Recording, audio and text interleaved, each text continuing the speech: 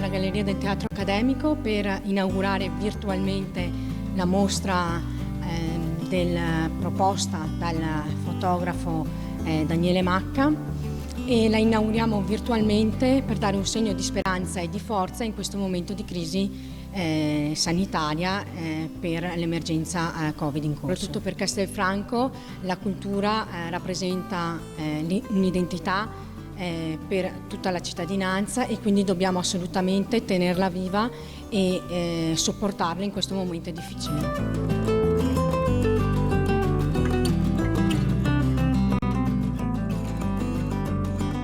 Ringrazio il sindaco Stefano Marcon, l'assessore Roberta Garbuio e Carlo Simeoni per avermi dato la possibilità di esporre le fotografie in questo posto così importante e prestigioso della città di Castelfranco.